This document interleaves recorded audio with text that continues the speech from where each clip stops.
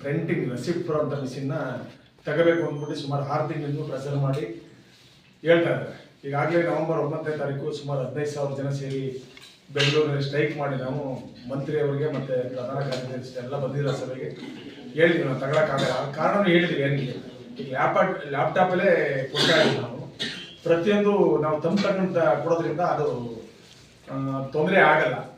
ಅವ್ರು ಅಕಸ್ಮಾತ್ ಏನಾರ ಜನಗಳು ರೆಸಿಪ್ಟೇ ಬೇಕು ಅಂತ ಕೇಳಿದ್ರೆ ನಮ್ಮ ಬಿಲ್ ಬುಕ್ ಇವೆ, ಬೇಕಾದ್ರೆ ರೆಸಿಪ್ಟ್ ಕೊಡ್ತೀವಿ. ಇವರು ಯಾವುದೋ ಇದಕ್ಕೋಸ್ಕರ ಇವರು ನಾವು ಕೇಂದ್ರದವ್ರು ಕೊಡ್ತಾ ಇರೋದು, ರಾಜ್ಯದವ್ರು ಏನೂ ಕೊಡ್ತಾ ಇಲ್ಲ, ಹಾಗಾಗಿ ಕೇಂದ್ರದ ಮಾತ್ರ ನಮ್ಮ ಪಬ್ಲಿಕ್ ಆಗಬೇಕು ಅಂತ ಅಂದ್ಬಿಟ್ಟು ಕೇಂದ್ರದವರು ಒತ್ತಡ ತರ್ತಾ ಇದ್ದಾರೆ ರೆಸಿಪ್ಟ್ ಮಿಷಿನ್ ತಗೊಳ್ಳಿ. ಈಗಾಗಲೇ ನಾವು 30-40 ಸಾವಿರ ಕೋಟಿ ಲ್ಯಾಪ್ಟಾಪ್ ವಿತರಣೆ ಮಾಡ್ತೀವಿ ಬಯೋಮೆಟ್ರಿಕ್ ತಗೊಂಡು. ತಿರುಗಿ ಆ ಮಿಷಿನ್ ತಗೊಂಡು ತಿರುಗಿ 2 ಸರಿ ತಗೊಳ್ಳೋದು ಸಮಸ್ಯೆ ಆಗ್ತದೆ, ಜನಗಳಿಗೆ ಡೌಟ್ ಬಗ್ಗೆ. ಅದರಿಂದ ನಾವು ತಗೊಳ್ಳಲ್ಲ ಅಂತ ಹೇಳಿ ಆಮೇಲೆ ಏನು ಈಗ GST ವಿರುದ್ಧವಾಗಿ ಜನವರಿ 14ನೇ ತಾರೀಕು ಡೆಲ್ಲಿನಲ್ಲಿ ಇಡೀ ದೇಶಾದ್ಯಂತ ಒಂದು ಪ್ರತಿಭಟನೆ ಮಾಡ್ತಾ ಇದ್ದೀವಿ. ಈಗಾಗಲೇ ಪರ್ಮಿಷನ್ ತಗೊಂಡಿದ್ದೀವಿ ನಾವು, ಆಗಲೇ 3 ತಿಂಗಳೇ ಪರ್ಮಿಷನ್ ತಗೊಂಡಿದ್ದೀವಿ.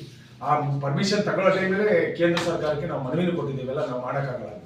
ಆದರೂ ಅವರು ಪ್ರೆಷರ್ ಏನಂತ ಅಂದರೆ, ಇದು ನಾವು ಕೊಡ್ತಾ ಇರೋ ಅಕ್ಕಿ ನಮ್ಮದು ಮಾತ್ರ ಹೆಸರು ಬರಬೇಕು, ಕರ್ನಾಟಕದವರು ನಮ್ಮದು ಅಂತ ಹೇಳ್ತಾರೆ ಸಮಾರಂಭಗಳಲ್ಲಿ ಅಲ್ಲಿ ಇಲ್ಲಿ, ಅದರಿಂದ ನಮ್ಮದು ಮಾತ್ರ ಹೆಸರು ಬರಬೇಕು, ಅದಕ್ಕೆ ರೆಸಿಪ್ಟ್ ಕೊಡಿ ಅಂತ ಒತ್ತಾಯ.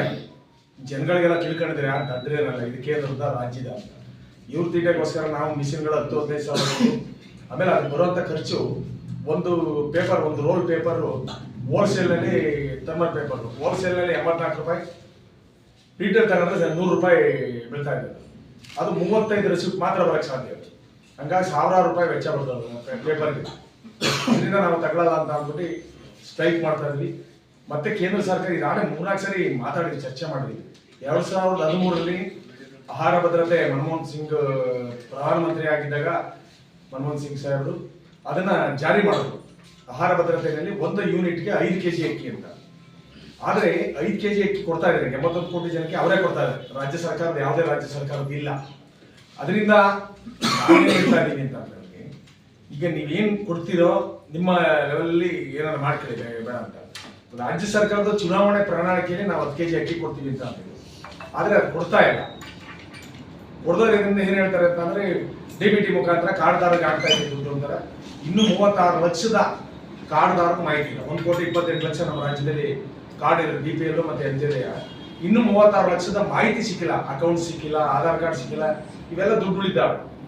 ಮತ್ತೆ ಕೇಂದ್ರ ಸರ್ಕಾರಕ್ಕೆ ಪ್ರತಿ ಸುಮಾರು ಆಹಾರ ಭದ್ರತೆ ಆದಮೇಲೆ 1 kgಗೆ 3 ರೂಪಾಯಿ ಅಕ್ಕಿನ 2,17,000 ಮೆಟ್ರಿಕ್ ಅಕ್ಕಿಗೆ ಇವ್ರು ದುಡ್ಡು ಕಟ್ತಾ ಇದ್ದಾರೆ.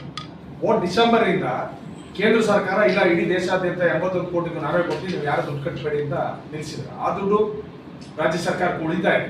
ಈಗ 36,000 ಕಾರ್ಡ್ದಾರ ದುಡ್ಡು ಉಳಿತಾ ಇದೆ.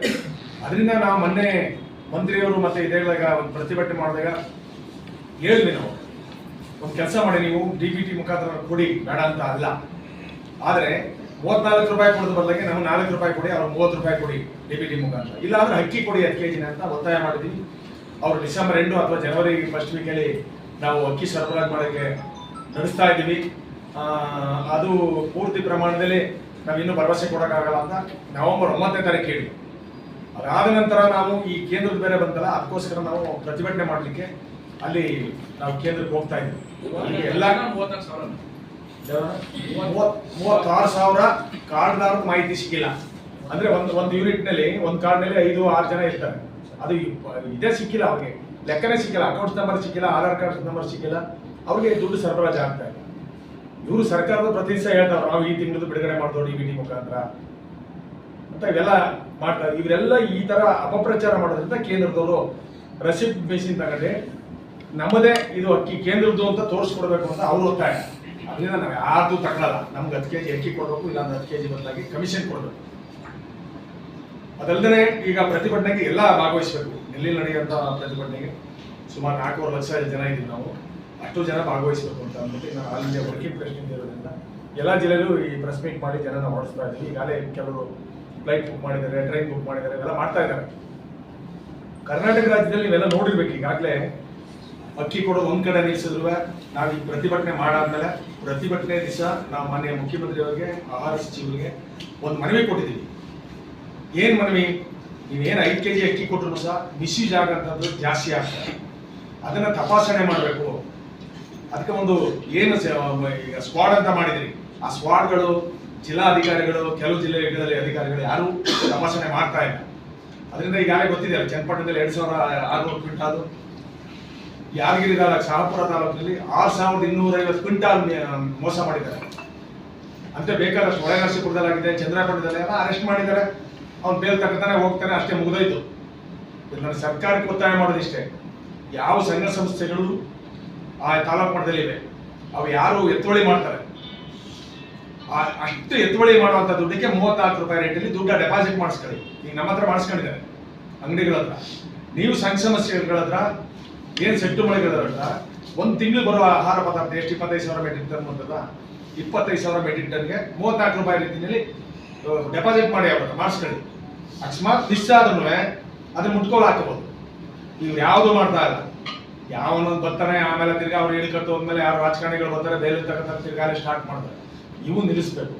ಅದಲ್ಲದೆ ಇವೆಲ್ಲ ಈ ಭ್ರಷ್ಟಾಚಾರ ಕಡಿಮೆ ಆಗಬೇಕು ಅಂತ ಅಂದ್ರೆ ಸಗಟು ಮಳಿಗೆಗಳಲ್ಲಿ ಎಲೆಕ್ಟ್ರಾನಿಕ್ ಸ್ಕೇಲ್ ಕೊಡಬೇಕು. ಏನು ನಾವು ಕಾರ್ದಾರ ನಮ್ಮ ಅಂಗಡಿಗಳಲ್ಲಿ ತೂಕ ಮಾಡ್ಕೊಂಡು ಹೋಗ್ತಾರಲ್ಲ, ತಮ್ಮ ಕೊಟ್ಟು ತಗೊಂಡೋಗ್ತಾರೆ ಅಂತ ಎಲೆಕ್ಟ್ರಾನಿಕ್ ಸ್ಕೇಲ್, ಬಯೋಮೆಟ್ರಿಕ್ ಎಲೆಕ್ಟ್ರಾನಿಕ್ ಸ್ಕೇಲ್ನ ಸಗಟು ಮಳಿಗೆಗಳಲ್ಲೂ ಹಾಕ್ಸ್ಬೇಕು.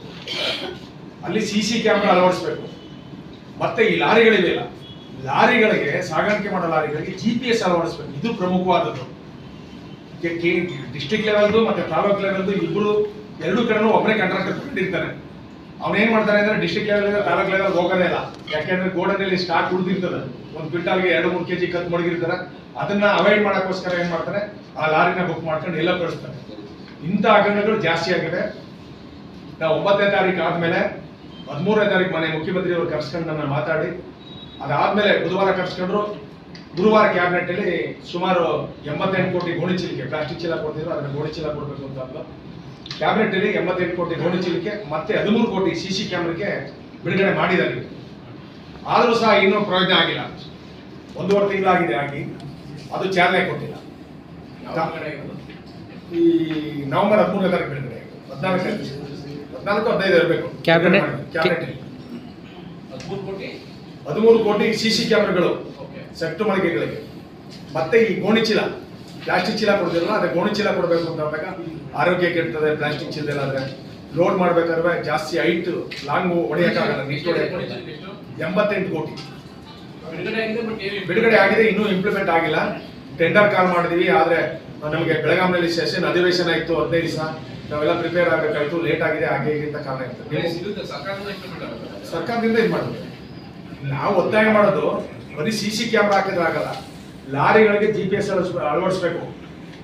ಈಗ ಏನು ಚನ್ನಪಟ್ಟಣದಲ್ಲಿ ಮತ್ತೆ ಯಾದಗಿರಿ ಜಿಲ್ಲೆಯಲ್ಲಿ ನಡೆದಿದೆಯಲ್ಲ, 6200 ಬ್ಯಾಗ ಒಂದೇ ಸರಿ ಕಳ್ತನ ಮಾಡೋಕ್ಕಾಗಲ್ಲ. ಗೋಡನಿಂದ ಆ ಲಾರಿ ಸಗಟು ಮಳಿಗೆಗೆ ಬಂತ, ಸಗಟು ಮಳಿಗೆಯಿಂದ ಮಾಲೀಕರಿಗೆ ಹೋಯ್ತಾ, ಇದನ್ನ ಚೆಕ್ ಮಾಡಬೇಕು ಅಂದ್ರೆ CC ಕ್ಯಾಮ್ರಾ ಲಾರಿಗಳ ಅಳವಡಿಸಿದೆ, ಅದು ಭ್ರಷ್ಟಾಚಾರ ಒಂದು 90% ಕಡಿಮೆ ಮಾಡ್ಬೋದು. ಇದಕ್ಕೆ ನಿಮ್ಮ ಮೂಲಕ ಒತ್ತಾಯ ಮಾಡೋದು, ಎಲ್ಲಾ ಲಾರಿಗಳಿಗೂ CC ಕ್ಯಾಮ್ರಾ ಹಾಕಬೇಕು. ಇದನ್ನ ಅಲ್ಲ, GPS ಅಳವಡಿಸಬೇಕು. ಮತ್ತೆ ಸಗಟು ಮಳಿಗೆಗಳಿಗೆ CC ಕ್ಯಾಮ್ರಾ ಅಳವಡಿಸಿ, ಇದನ್ನ ಎಲೆಕ್ಟ್ರಾನಿಕ್ ಬಯೋಮೆಟ್ರಿಕ್ ಸ್ಕೇಲು, ಏನ್ ಅಂಗಡಿಗಳಲ್ಲಿ ಎಲೆಕ್ಟ್ರಾನಿಕ್ ಸ್ಕೇಲ್ಗಳಿದೆಲ್ಲ ಆ ರೀತಿ ಕರೆಕ್ಟ್ ಆದಂತ ತೂಕ ಕೊಡಿಸ್ಬೇಕು. MLA ಒಂದು ಹೇಳಿದ್ರು, CC ಕ್ಯಾಮ್ರಾದಲ್ಲಿ ವೇನ್ ಮಿಷಿನ್ ಅಲ್ಲಿ ವೇನ್ ಎಲ್ಲ ತೂಕ ಆದ್ಮೇಲೆ RFPC ಬರೋದಕ್ಕೆ ಮಧ್ಯೆ ಒಂದಷ್ಟು ಲಾರಿಗಳ ಇದಾಗ್ಬಿಡ್ತು ಅಂತ. ಅದನ್ನ ಹೆಂಗ್ ತಡೆಯೋದು? ಅದನ್ನ ಅದು ಅಧಿಕಾರಿಗಳು ಅದನ್ನ ಈಗ ಆಗಿದೆ. GPS ಅಳವಡಿಸಿದ್ರೆ, ನೀವು ಸಟ್ಟು ಮಳಿಗೆಗಳಲ್ಲಿ ಅಳವಡಿಸಿದ್ರೆ ಲಾರಿಗಳಿಗೆ, ಸಟ್ಟು ಮಳಿಗೆಯಿಂದ ಲಾರಿ ಎಲ್ಲಿ ಹೋಯ್ತು, ಯಾವ ಅಂಗಡಿಗೆ ಹೋಯ್ತು ಅಂತ ಪತ್ತೆ. ಈಗೇನಂದ್ರೆ ನೀವು ಹೇಳಿದಂಗೆ MLA ಅವರು ಹೇಳಿದಲ್ಲ, ನಮ್ಮ ಮಳವಳ್ಳಿ MLA ಅವರು, ಅದು ನಡೀತಾ ಇಲ್ಲ. ಕಾರಣ ಏನು ಅಂತ ಅಂದ್ರೆ, ಆ ಗೋಡನ್ಗಳಲ್ಲಿ ಏನ್ ಮಾಡ್ತಾರೆ ಅಂತಂದ್ರೆ 1 kg, ಅರ್ಧ kg, 2 kg ಉಳಿಸಿರ್ತಾರಲ್ಲ.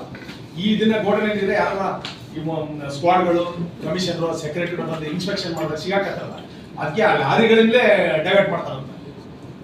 ಅದಕ್ಕೆ ಮೇಯ್ನ್ ಆಗ್ಬೇಕಾಗಿರೋದು ಲಾರಿಗಳಿಗೆ GPS ಅಳವಡಿಸಿ, ಎಲೆಕ್ಟ್ರಾನಿಕ್ ಬಯೋಮೆಟ್ರಿಕ್ ಯಂತ್ರ ಅಂದ್ರೆ ನ್ಯಾಯಬೆಲೆ ಅಂಗಡಿ ಮಾಲೀಕ ಯಾರು ಪ್ರಾಧಿಕಾರ ಇದೆ ಅವನೇ ಹೋಗಿ ತಂದು ಕೊಡಬೇಕು.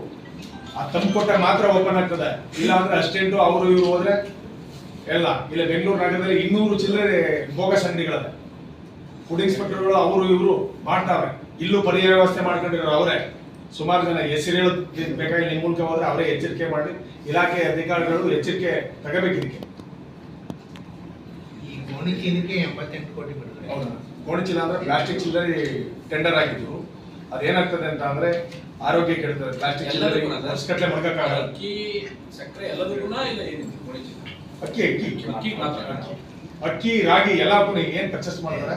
ಆಮೇಲೆ ರಾಗಿದು ಏನಾಗಿದೆ ಅಂದ್ರೆ ಏನು ಫೆಡರೇಷನ್ ಅವರು ಪರ್ಚೇಸ್ ಮಾಡ್ತಾರೆ, ಅದಕ್ಕೆ ಸ್ಕ್ವಾಡ್ ಇದ್ದಾರೆ. ನಮ್ಮ ಆಹಾರ ಇಲಾಖೆಯವರು ಇನ್ಸ್ಪೆಕ್ಷನ್ ಮಾಡ್ಬೋದು, ಅದಕ್ಕೆ ಅಗ್ರಿಕಲ್ಚರ್ ಇಲಾಖೆಯವರು ಇದನ್ನ ಚೆಕ್ ಮಾಡಕ್ಕೆ ಒಂದು ಇದನ್ನ ಕಳ್ಸ್ಕೊಡ್ತಾರೆ, ಕ್ವಾಲಿಟಿ ಕಂಟ್ರೋಲ್ ಕಳ್ಸ್ಕೊಡ್ತಾರೆ. ಅಷ್ಟಿದ್ರೂ ಭ್ರಷ್ಟಾಚಾರ, ಜನ ತಿನ್ನಕ್ಕಾಗಲ್ಲ ಅಕ್ಕಿ ರಾಗಿನ. ತುಂಬಾ ಕಚ್ಚಡ ರಾಗಿ ಅಂದ್ರೆ ಅದೇ ಈಗ ಹೇಳಿದ್ರೆ ಈ ಸಿದ್ದರಾಮಯ್ಯ ನಮ್ದಲ್ಲ ಬಿಡ್ರಿ, ಅದು ಹೋದ ಸರ್ಕಾರ ಮಾಡಿದ್ ಬಿಡಪ್ಪ, ಈಗ ಮುಂದ್ ಕೇಳು ಅಂತಾರ, ಮಾತಾಡಕ್ಕೆ ಕೊಡಲ್ಲ.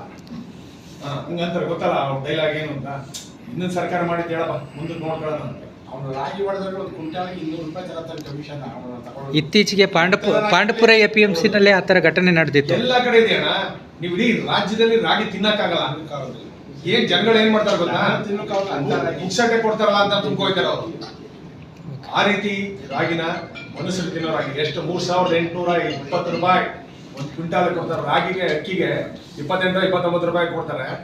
ರಾಗಿಗೆ 3820 ರೂಪಾಯಿ ಒಂದು ಕ್ವಿಂಟಾಲ್ಗೆ ಸರ್ಕಾರ ಕೊಡ್ತಾ ಇರೋದು. ನೀವು ನೇರವಾಗಿ ರಾಗಿ ಬೆಳೆದಂತ ರೈತರ ತಗೊಂಡು ಅಲ್ಲಿ ಹಾಕಿದ್ರೆ ಅದೇನು ಆಗಲ್ಲ, ಒಳ್ಳೆ ರಾಗಿನೇ ಕೊಡ್ತಾರೆ. ಈ ಮಧ್ಯವರ್ತಿಗಳವಲ್ಲ ಇವೆಲ್ಲ ಅಡ್ಜಸ್ಟ್ಮೆಂಟ್ ಹೇಳಿದಲ್ಲ ಜಿಲ್ಲಾಧ್ಯಕ್ಷರು 200 ರೂಪಾಯಿ ಕೊಡ್ಬೇಕು ಒಂದು ಕ್ವಿಂಟಾಲ್ಗೆ ಅಂತ. ಹಂಗ ಅಡ್ಜಸ್ಟ್ಮೆಂಟ್ ಫೆಡರೇಷನ್ ಅವರು ಇಲ್ಲಿ ಕ್ವಾಲಿಟಿ ಕಂಟ್ರೋಲ್ ಅವರು ಇದೆಲ್ಲ ಇದ್ದಾರೆ. ಎಲ್ಲೋ ಮಿಕ್ಸ್ ಮಾಡೋದು, ಎಲ್ಲೋ ತರೋದು. ದನನೂ ತಿನ್ನಲ್ಲ. ಆ ರಾಗಿನ ಪರ್ಚೇಸ್ ಮಾಡೋದನ್ನ ದಯಮಾಡಿ ಕರೆಕ್ಟಾಗಿ ಪರಿಶೀಲನೆ ಮಾಡಿ ಪರ್ಚೇಸ್ ಮಾಡಬೇಕು. ಇಲ್ಲ ಅಂದ್ರೆ ಬೀದಿಗಿಳಿದ್ದಾರೆ ಜನ. ಈ ಸರಿ ನಾವು ಇಳಿದೀವಿ, ಜನನೂ ಇಳಿದ್ದಾರೆ.